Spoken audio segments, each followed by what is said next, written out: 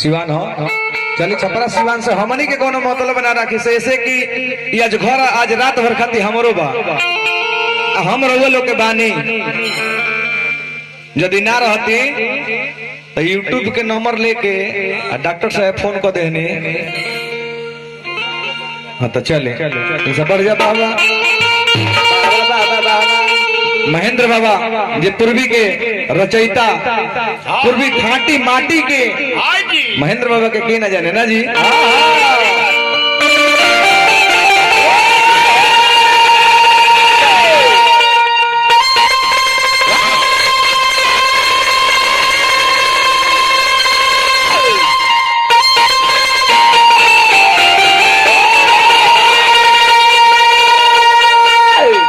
पूर्वी के भाव लगता बाबा एक ही को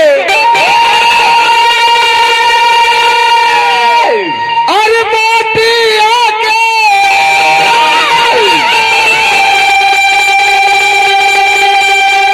एक ही को मोतिया के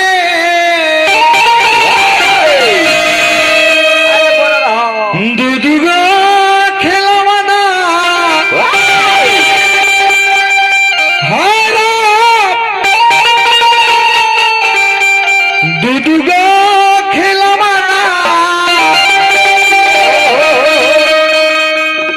माटी के दूगो खिलौना कौन कौन खिलौना हो? अरे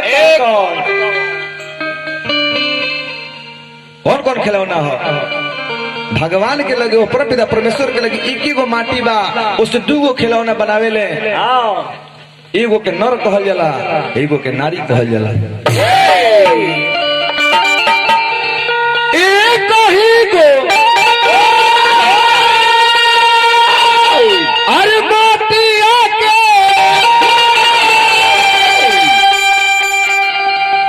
एक ही गो मोतिया के दूध गो खिलौना हरा अरे दूध गो खिलौना तो मोर सवलिया रे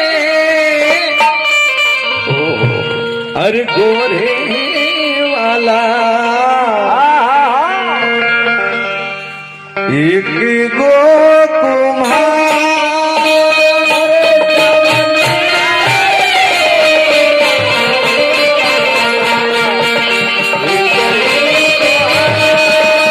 मोर सवलिया रे गोरे वाला एक गो कुम्हार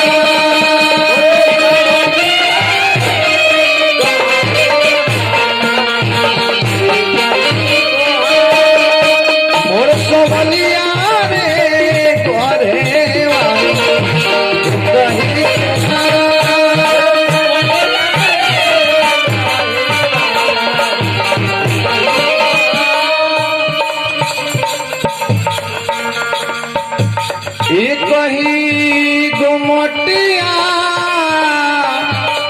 एक ही गजरिया से दूध गो पुरस्कार हाय रे हाय। एक ही गोमटिया एक ही गोमटिया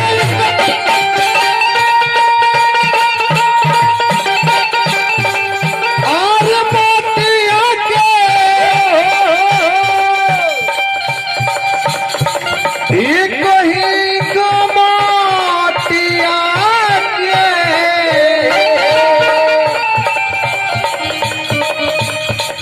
दूध गो खिलौना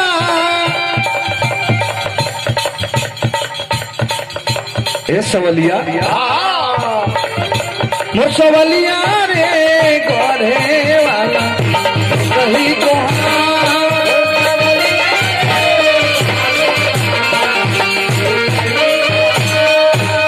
मोर सवलिया रे गोरे वाला एक ही कुम्हार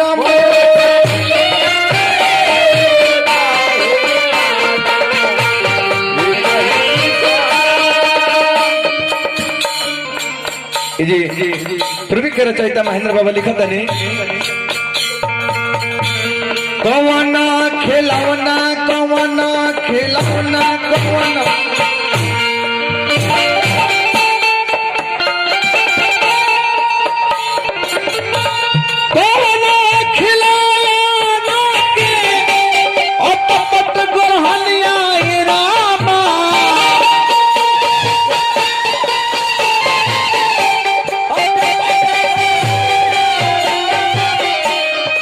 कौन खिलौना के अटपट गोरहनिया